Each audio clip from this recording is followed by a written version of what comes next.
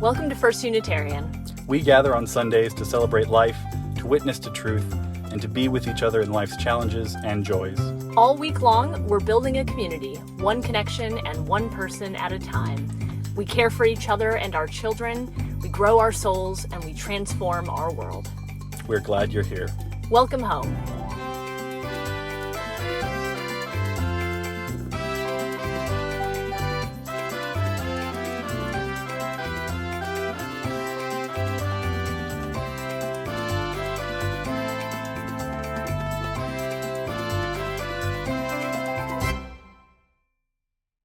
Good morning and happy Equinox. I invite you now to rise in voice, body, or spirit and join us in singing Morning Has Broken.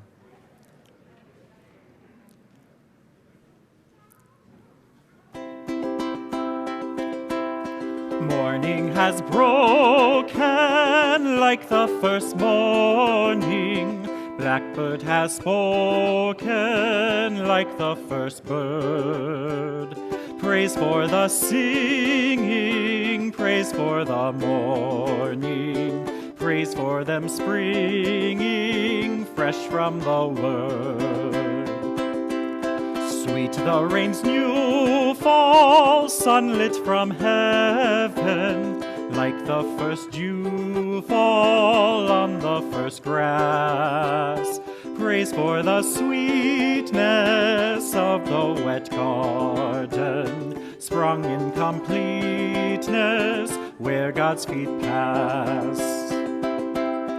Mine is the sunlight, mine is the morning, born of the one light Eden saw play. Praise with elation, praise every morning, God's recreation of the new day. Please be seated. Come, let us enter into worship with all that we bring. We enter with our own buckets, carrying the collection of last week, the collection of the weak and the tender, the strong and the resilient, each of these truths within all of us, gathered here.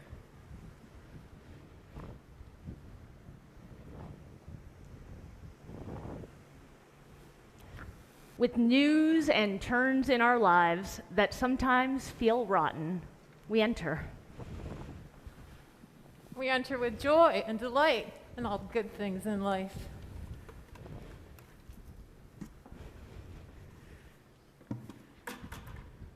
Come, bring your full heart with a heavy load, ready to pour out.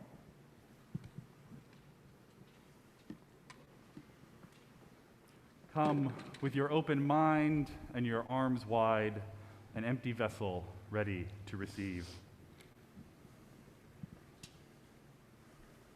Come with all that you bring, with all that you are. Here in this gathering, moving through mud and composting all that we bring into what and who we will be together.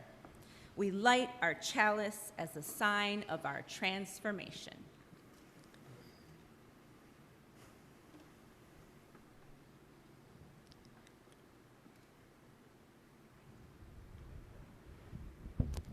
Welcome to our spring Equinox service. Welcome to an intergenerational gathering. We are so delighted that you are all here.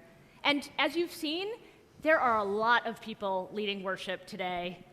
I'm Reverend Sherry. I'm the lead minister here at First Unitarian. And here at First Unitarian, our mission is through spiritual connection in community. We listen deeply to others and ourselves. We open to wonder and transformation. And we serve together with love and humility. Leading worship with me today, we've got our Director of Operations, Florence. We've got Josh, we've got Tommy, we've got Sheila, we've got Shannon, we've got Reverend AJ. We've got Shana and David and Gwenna, who will be dedicated into this community later. We've got people behind the scenes who help greet you when you enter the door or enter the waiting room online. We've got folks doing AV and tech, and we have all of you. This world would keep turning, but it wouldn't be Sunday morning the way I know Sunday morning without all of you. So thank you for helping me lead worship. Thank you for being here. If you're new or newish, I invite you to connect online. We'll let you know how you can go deeper and grow up, taller, stronger, like a sprout, here at First Unitarian, or stop by the welcome desk here during the spring equinox service and in our season of moving through mud, which is a very Rochester kind of season. Yeah, I know, it's about this time. Here in this season and at this service, we celebrate dirt and soil and the earth. And here on this land where First Unitarian are building and most of our community now stands, we acknowledge with respect and gratitude the Seneca people, the keepers of the Western Door and part of the Haudenosaunee people. If you're joining us online and you're in another part of the world where the indigenous inhabitants of that land are different, I invite you to share that with us so we know all the places and peoples from which we come. If you're here in person or if you're online, I invite you to look around to see who's joining us. If you're online, switch to gallery view, and if you are here in person, look around and make eye contact with one person. And once you've done that, you can turn around and come back and look at me. It is so good to be together. Awkward and loving and making do, we come together. Let us begin with story.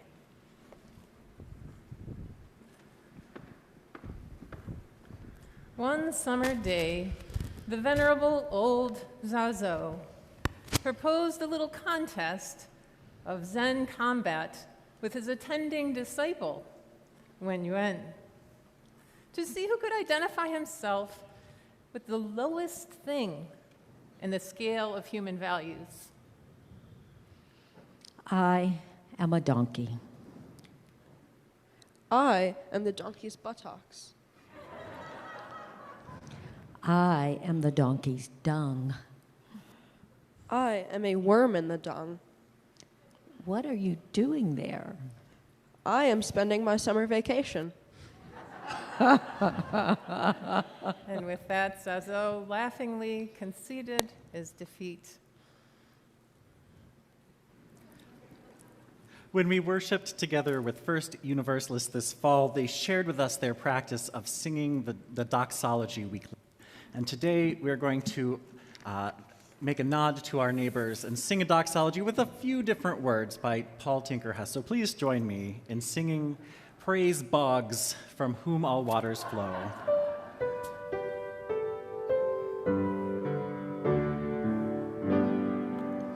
Praise bogs, from whom all waters flow. Praise bogs above and frogs below. Praise lily pads and tall lilac, who thrive while planted in the muck. Amen.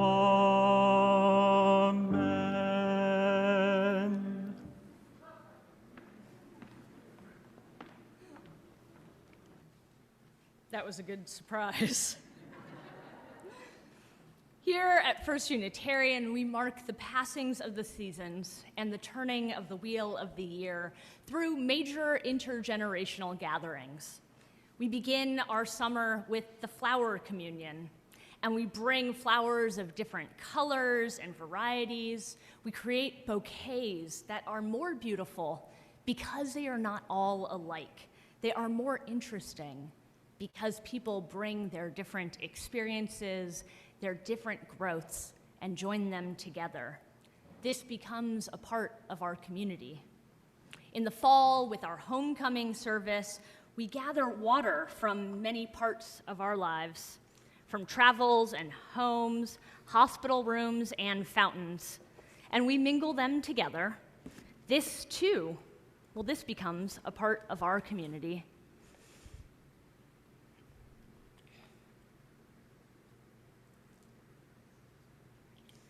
And then later in the year, a couple of months go by, and, well, we commemorate our memory tree. It's an intergenerational gathering again, and we place the names of our beloveds who have died, those who have died in the past year and in the years since that we carry in our hearts. And we put them on leaves, and these become a part of our community. And then we gather for the winter solstice. And in the embrace of darkness, well, we place our hopes on these tiny strips of magic paper. We place our burdens. We place anything we hope to let go or lift up, and we burn it away. So we take fire from our chalice, and then we set these burdens, we set these hopes aflame. And the ash, well, that becomes a part of our community. And all of that, well, it mixes together. Apologies to those of you in the ash zone. We mix it all together, and it decays, and it becomes earth. It becomes part of our spring equinox service. This, too, is a part of our community. Into and out of these traditions, a community is born. And into and out of these traditions, babies are literally born. And so I want to invite Gwenna Capilupo Fires to bring up her parents, Shayna and David. Because when a baby is born or a child enters into this community, we dedicate them and ourselves to this cycle, to this rhythm of seasons. From the beginning of time, parents and adults have brought forward children to present to communities, to dedicate and to bless this new life, this sleeping, adorable child. David and Shayna, in bringing your child to be celebrated and welcomed into this congregation, you acknowledge that they're more than just your private concern, not just your private creation.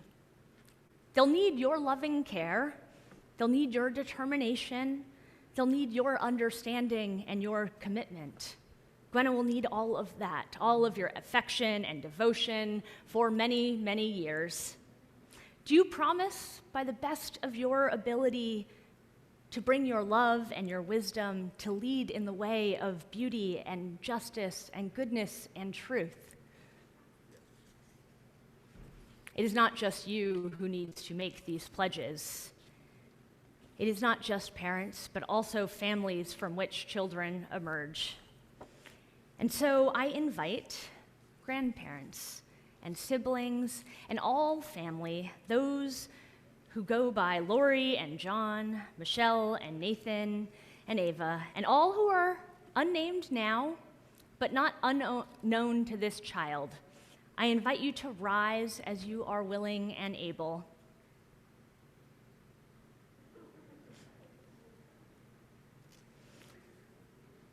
Will you share the responsibility and joy of providing a safe and challenging place for Gwenna to grow?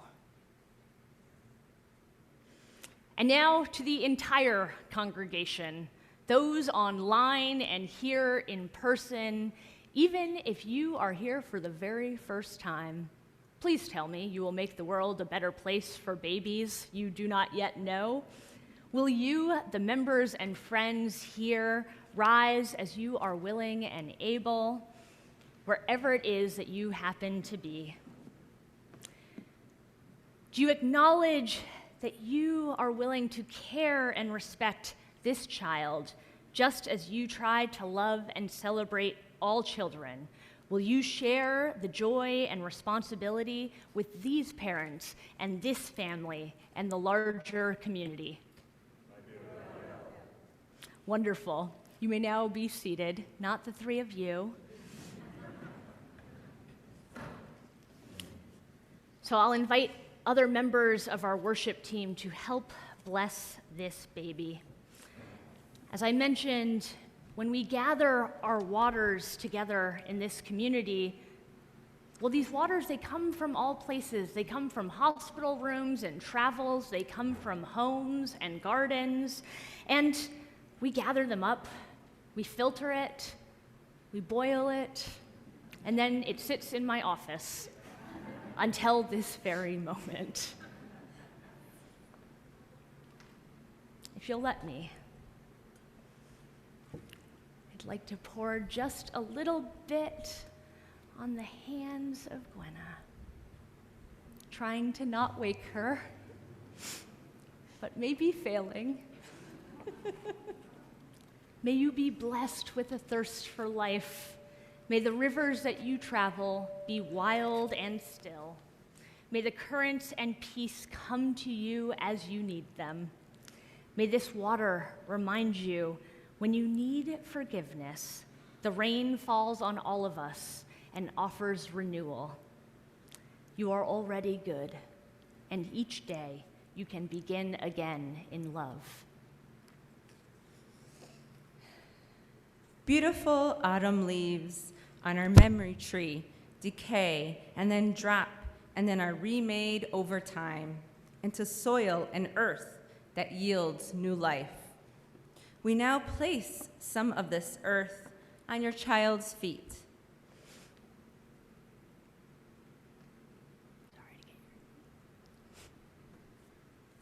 May you always remember that your child is of the earth. May skinned knees and dirt under your fingernails be a blessing, proof that the business of living is messy and completely yours. May this earth hold you always, providing solid ground when you are in need of assurance. May the abundance that springs from humble dirt nourish and strengthen you. And may you know the joy of gratitude and stewardship.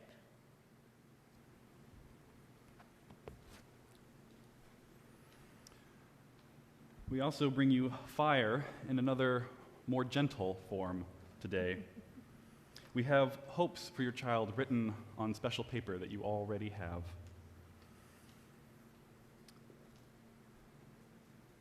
I invite others to light a candle and to know, too, the blessing of fire. May you be blessed with the fire of passion and commitment. May the kindling of our flaming chalice each and every week be a beacon that helps light your way. And may you always know love.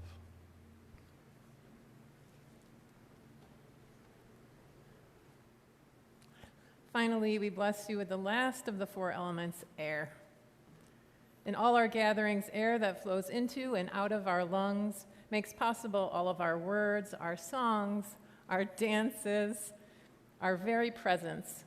This air that we breathe is pure grace, not given from us to you, but it comes from the breathing of the trees and all the respiration in our natural world. You came into this world having not ever taken a breath before, and then when the world around you changed with it and entered into a new interdependence. Our faith is as essential as the air we breathe, and it's mutuality that gives us life the same. We pledge at First Unitarian to nurture your spiritual life by growing your unique place in the great web of existence we share. Shayna and Dave, I invite you to blow a stream of air gently into the ear of Gwenna, keeping your masks on here if you want in the sanctuary. I invite everyone, keeping your masks on, to also blow a stream of air into the ear of your beloved near you.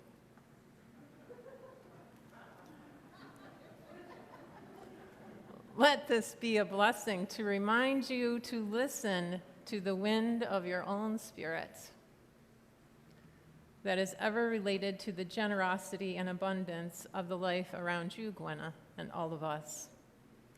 May you have cool breezes at your back, open spaces where you can listen and be listened to, opportunities to catch your breath when you need to. May the love of life flow into you and from you.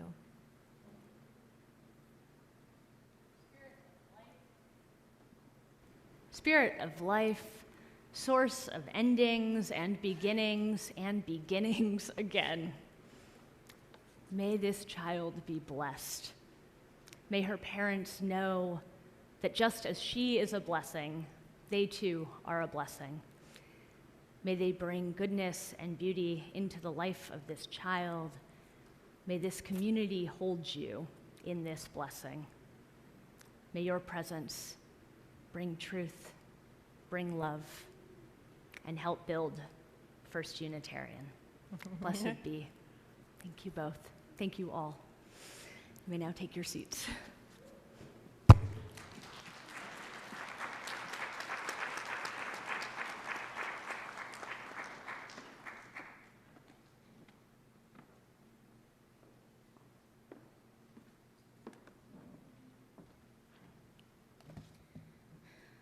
Leaves and flowers, water and ash, all of that would just sit there, though not transforming into something more powerful and more magical without the help of microbes. Tiny microorganisms that we can't see with our eyes are added along with this other material, and they get to work. Over 90% of the microbes in compost are bacteria, and like this church, it takes all kinds. There are cold-loving bacteria called psychrophiles that even survive freezing. There are heat-loving bacteria called thermophiles. There are bacteria in the middle called mesophiles. These aerobic powerhouses do most of the work, and there's even a fungi, or many. All of this helps heat it up. All the stuff that goes into the pile starts to break down, starts to shift, starts to change with the help of these things that we cannot see, hear, or touch. Even when compost smells or tastes funny or bad, it's usually because these microbes can't do their jobs. The balance is off, not because of them. Just because we can't see, hear, or touch microbes doesn't mean that they're not there, changing this pile all along.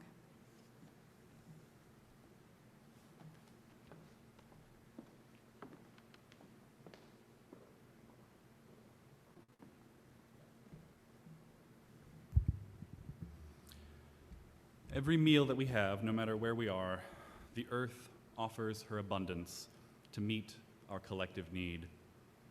Some of that nourishment feeds our bodies, and other parts of that nourishment can begin the compost pile by being our kitchen scraps. Similarly, each week in worship, members and friends generously contribute from the abundance of our lives to our offering, which helps meet the needs of our community here. This collection supports the work and witness of Unitarian Universalism here in Rochester. And each week we give half of this collection towards helping those in need and working to create a more just and loving world. This week we are sharing our plate collection with First Unitarian's Environmental Justice Ministry, which works to educate about environmentally responsible and sustainable practices and advocates for legislation to reduce global warming. You can give online at rochesterunitarian.org/donate, or by Venmo, or here in person as our ushers pass the offering boxes. Our offering will now be humbly given and gratefully received.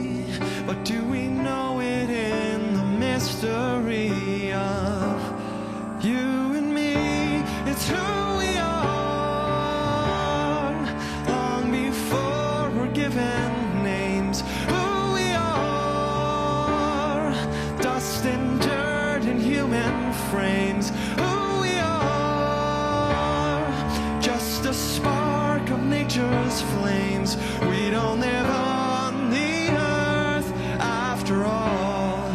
We are living earth.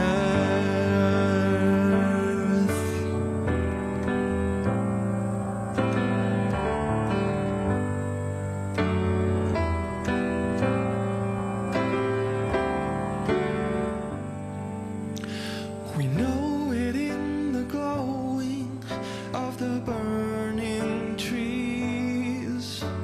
We know it in the crashing waves of the rising seas. We know it in the fading of the birds' melodies. We know it in the bone-dry ridge where the river used to be. But do we know it in the emptiness within you and me? It's who we are, long before we're given names. Who we are, dust and dirt in human frames. Who we are, just a spark of nature's flames. We don't live on the earth after all. We are living earth.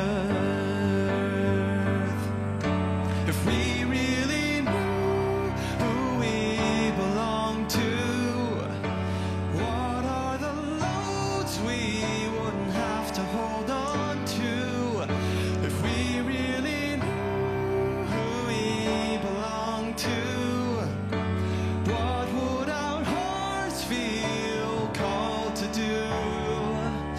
If we knew this truth, well, we might just break through to a deeper belonging as siblings in nature's womb.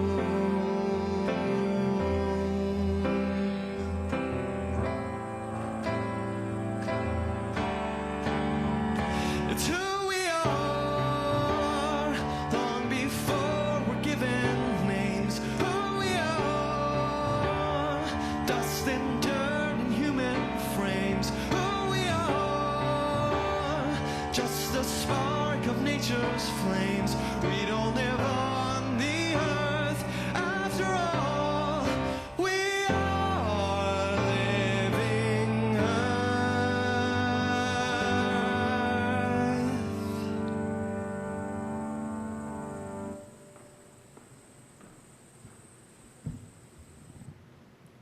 From here, it is a joy to see who we are and to find my mask here on the pulpit and to find our congregational president, Gregory North, who has a few words to share with us.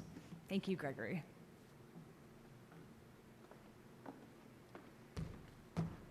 Thank you, Reverend Sherry. Good morning, everyone. Good morning to those here in the room and those who are online. First of all, I want to note, it's great to see that here at First Unitarian, we're not afraid of getting our hands dirty to make change happen, right? What brought my family to First Unitarian was its programs for our youth. What has kept us here is the friendships we've made with so many of you.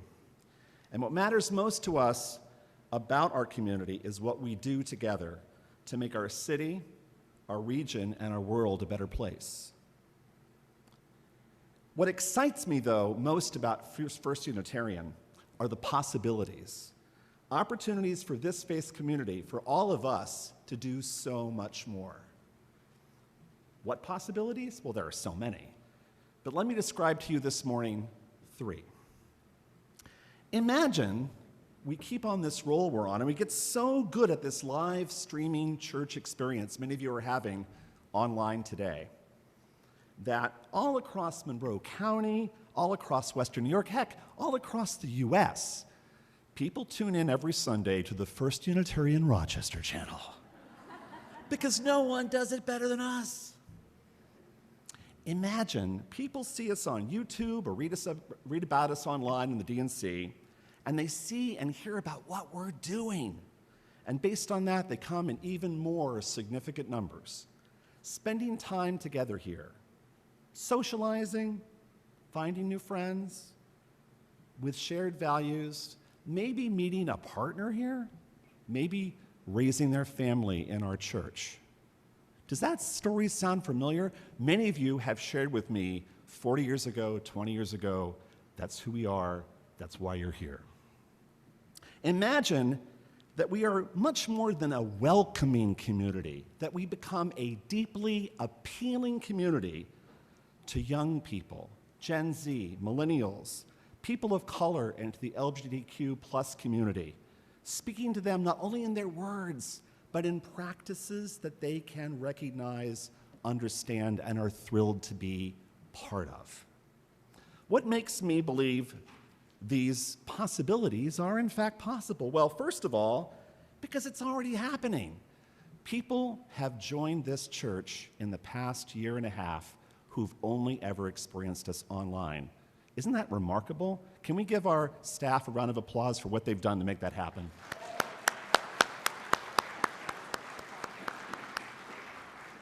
And just imagine what a remarkable staff who've managed over the years of the pandemic to transfer worship to online, to tents, to back online, to back, well, to whatever we're doing here today. Imagine as we emerge from a pandemic what we can do with that new capability. Most importantly, number 3, what makes me feel confident in those possibilities are all of you, all of us. You care so deeply about our mission, about our values, about the ends that we share as a community, and you actively engage in many ways every day to make those not only a possibility, but to further them. Together, imagine what we can do. These possibilities, of course, for our future will take resources. This is, in fact, stewardship time at First Unitarian. So like spring, that tends to come every year. So don't be surprised if we'll do this again next year too. But right now, right here, we need to make investments in staff and our staff that minister to our needs for worship, education, spiritual development, pastoral care, and in music. We need investments in Wi-Fi and computers, the technology that make this possible. It should be at least as good as each and every one of us has in our homes, and in fact better because we're serving a wide community. And we need to make investments in social justice programs that better the lot of refugees here in Rochester, children and youth in our inner city, and for those in dire need around our deeply challenged world, and for a world that is spared, hopefully, from the worst-case scenarios of climate change. Yes, we've made it through these tough times in the last 2 years together. Now, as spring comes to Rochester on this Equinox Sunday, let's begin to come back together in person and commit with our pledges, with our time and our talents to fully seize our possibilities, to make these opportunities to experience what we have each day here at First Unitarian, and bring those who are out there right now who don't know it, but they need us most. Thank you.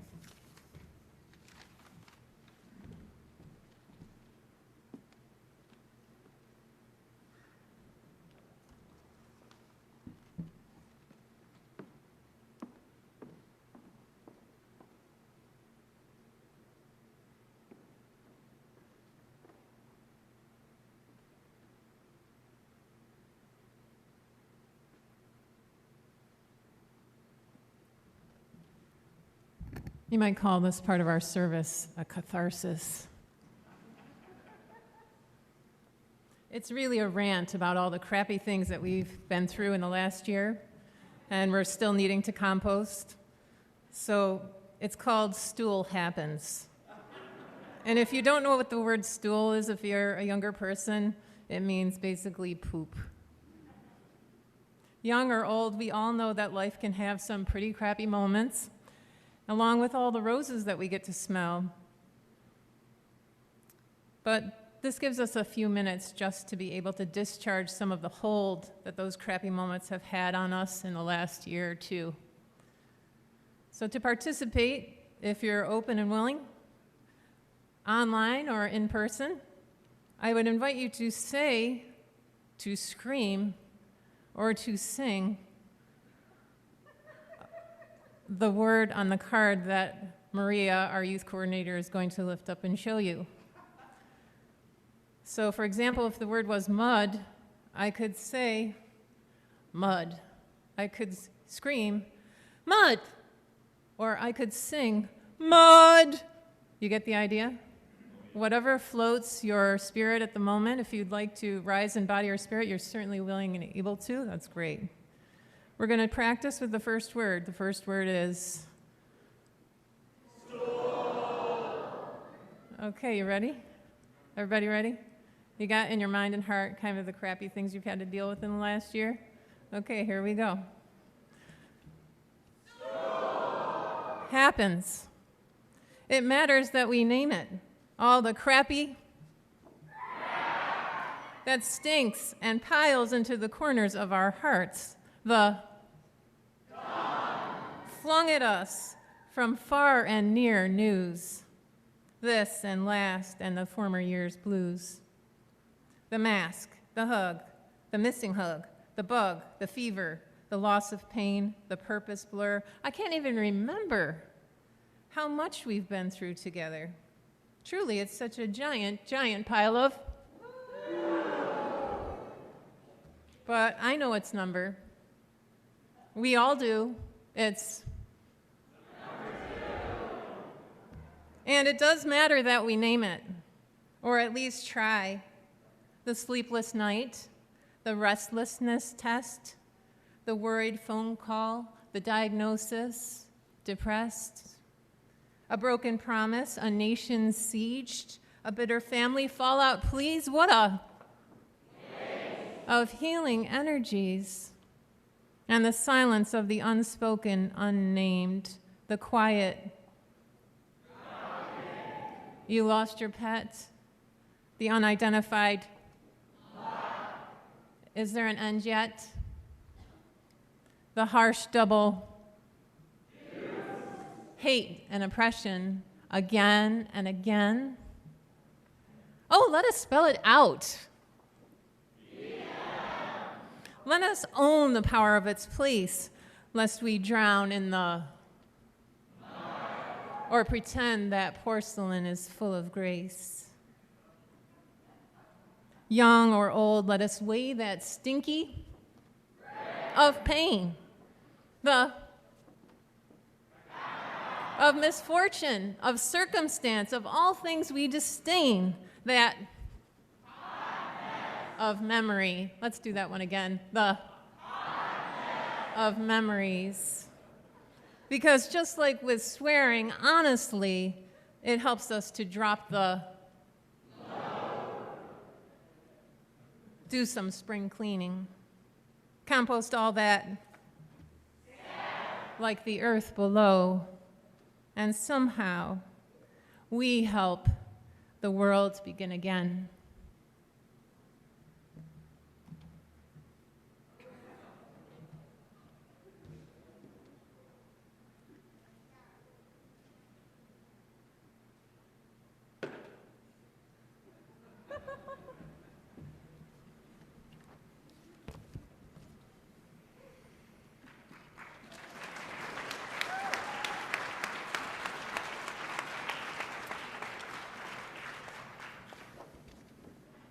It does matter what we name it.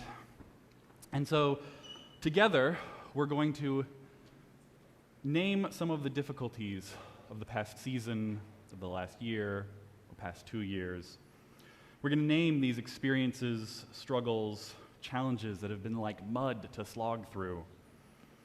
To name the things that we seek to let go of, to seek greater balance on this equinox day. To name the things we would see transformed in our lives. And so the way that we're going to do this is by creating a word cloud. We're going to use a fun tool called Mentimeter. You're going to find different ways to participate and type in and add these words to our word cloud, basically a compost pile of words. So there's a few ways to get connected. If we can get the blank, it should be blank, Mentimeter page up on the screen. There will be, if you have a smartphone, you are invited to pull that out or some way of accessing the internet. You can go to menti.com, and then it'll prompt you to put in a code. Online in the chat, there should be also just a direct link that can take you in there. And then for those of you here in the sanctuary, if the smartphone piece doesn't work for you, we have ushers who can bring paper and writing utensils around to you. You can write it down, hand it back to that usher, and they will bring it up to Shannon, who will type it in on our laptop up here. So, once again, if we can get the screen showing the Menti. We're waiting on it? Okay. How do you spell Menti? Good question. You spell Menti MENTI.com, and then there will be a code. Can you see the code from where you are? All right, I'll repeat it out. 5212 360. 5212 360 is the code to put in at menti.com. And just raise your hand if you'd like paper and pen or pencil, and our ushers will bring those to you. And while we're waiting for the technology to get up and for the words to start arriving, as the music plays, folks are also here in the sanctuary invited to come up and use one of the spoons provided here to take a little bit of our soil and add that to our growing compost pile to physically represent the burdens you are laying down, the pieces you are seeking to transform through the alchemy of composting.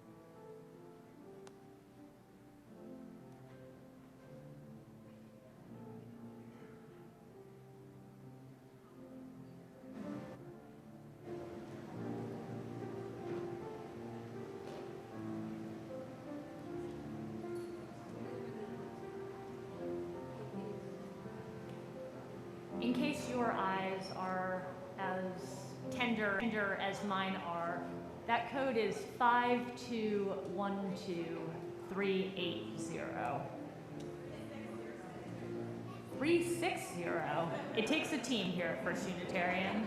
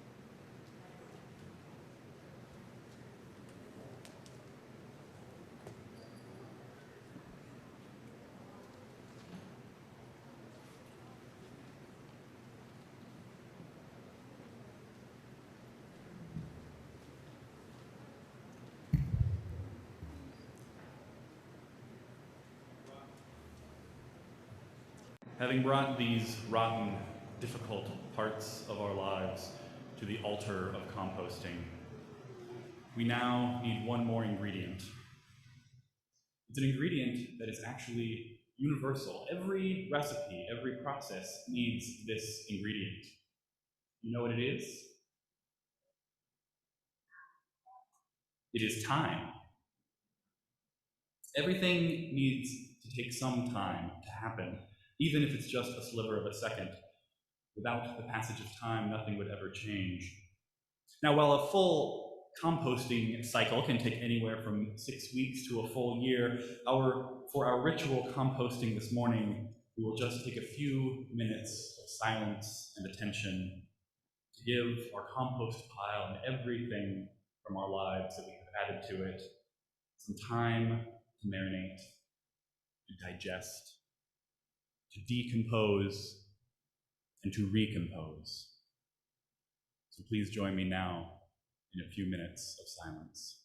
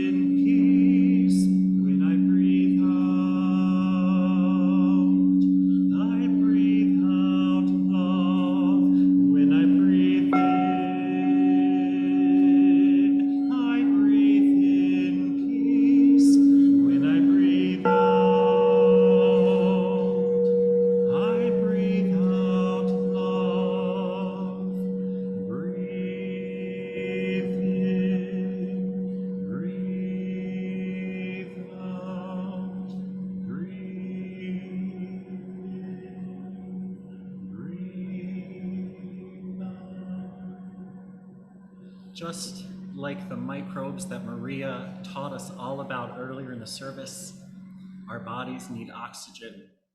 Let us breathe in, breathe out, breathe in, and breathe out. When we breathe in, our diaphragm lowers and pushes our digestive organs down out the way. Self-care, secret massage that goes on inside our bodies constantly, stoking the fires of our viscera, of our digestive systems. And so too does air and aeration stoke the fires of the compost pile. I invite you now to rub your hands together and create some heat.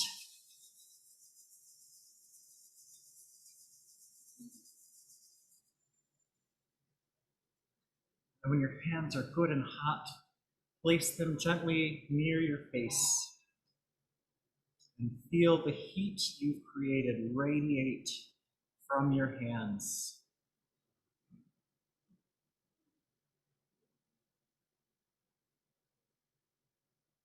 I invite you now to rub your hands on your knees and thighs and create heat, that friction. Don't forget to breathe. The heat needs oxygen. And when your hands are good and warm, place them over your heart and feel the warmth of loving community.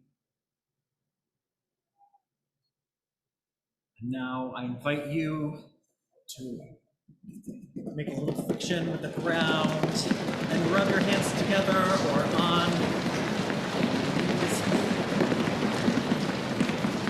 Place your hands over your belly, feeling the fires of our digestive system burning and churning just like the compost pile, creating something out of, well, Sheila gave us some really great words for it, but I think you know. May it be so.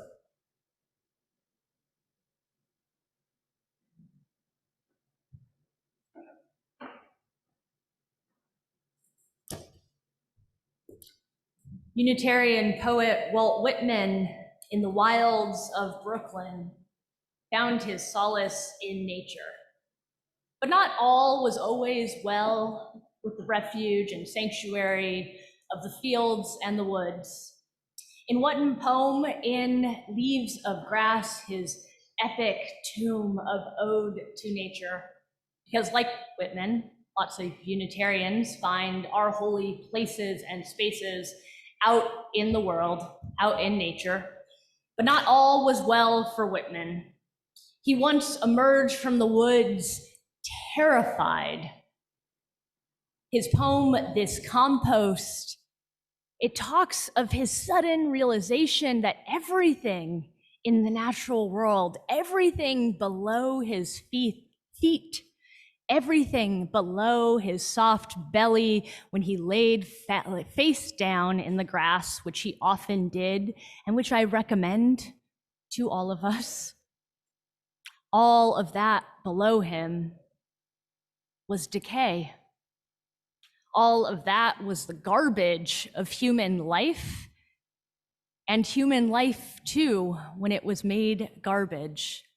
Every blade of grass that he prayed to had pushed up through, in his words, 1 billion corpses. It is a terrifying image, not just to Whitman, but also to us. This cycle of nature, these metaphors of gardening, this rhythm in which we find ourselves places us not only in the blooming and the harvest seasons, but also in the frozen and the muddy. Each blade of grass moves through mud, moves through this terror that Whitman narrated, and emerges anyway. Like all the other Unitarian Universalists who love nature, the reality that that which is rotten, that which is garbage, that which is hard and challenging is temporary and transformed. Like other Unitarian Universalists, like those of us here, the poet Whitman found himself in a cycle, in a rhythm, in a wheel of the year that was not limited to one moment of fear, not limited to one moment of decay. The woods from which he ran in this moment that scared him, they're the same woods he went back to, seeking comfort, finding grass and ferns in the shade, finding birds and squirrels up above, finding sprouts in the cracks of the road in his hometown of Brooklyn.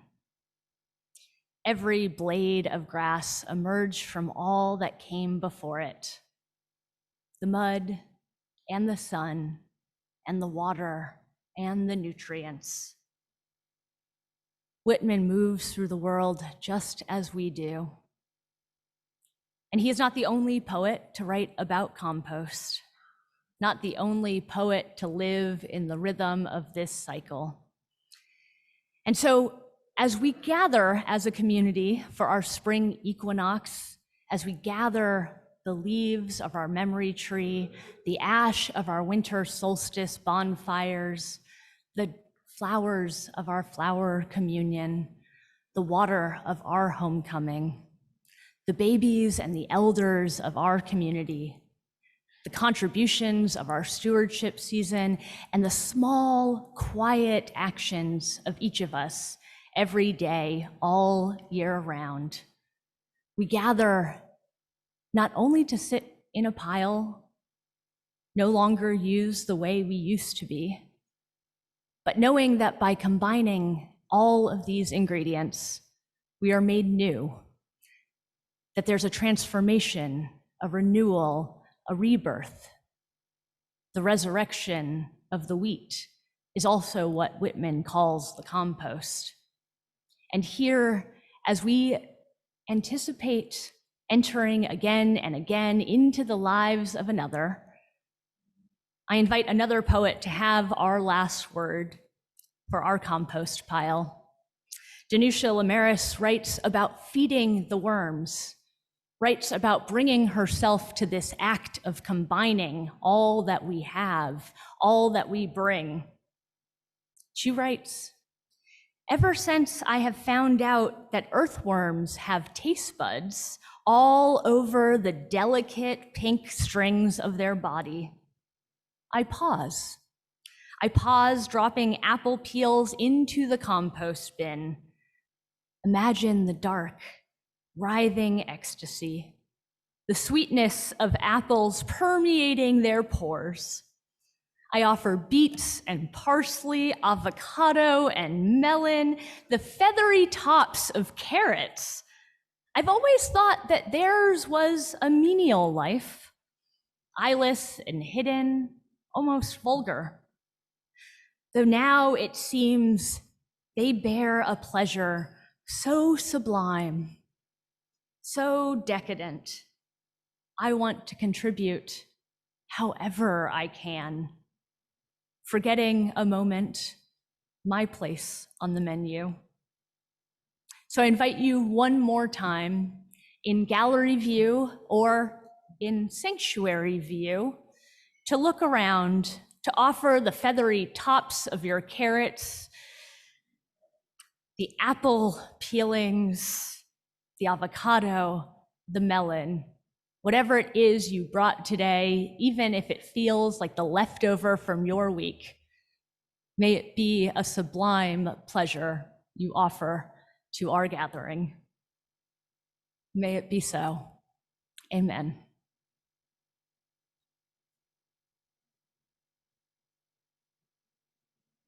All right, let's put this compost to good use. I invite you to rise now in voice, body, or spirit and join me in singing the garden song. Inch by inch, row by row, Gonna make this garden grow. All it takes is a rake and a hoe and a piece of fertile ground.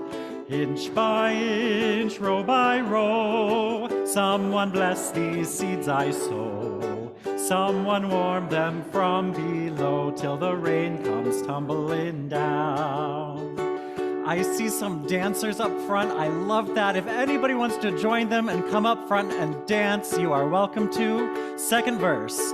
Pulling weeds and picking stones, we are made of dreams and bones. Feel the need to grow my own, 'cause the time is close at hand. Grain for grain, sun and rain, find my way in nature's chain. Tune my body and my brain to the music from the land. Plant your rows straight and long, temper them with prayer and song. Mother Earth will make you strong if you give her love and care. Old crow inch, row by row, someone like this grow. All it takes is a rake and a hoe and a piece of fertile ground. Inch by inch, row by row, someone bless these seeds I sow. Someone warm them from below till the rain comes tumbling down. Just like a compost pile, it's gotten a little too hot. And so let's extinguish our chalice, take the temperature down just a little. May we extinguish this chalice, but not all that has been composted, not all that has been transformed, not the rain, not the prayer, not the song. May we be transformed, and like compost, may we know that our fate is not to rest here in this pile, but to go out into the world and to help it grow. May these seeds be blessed, and may we grow our own. Amen, and blessed be.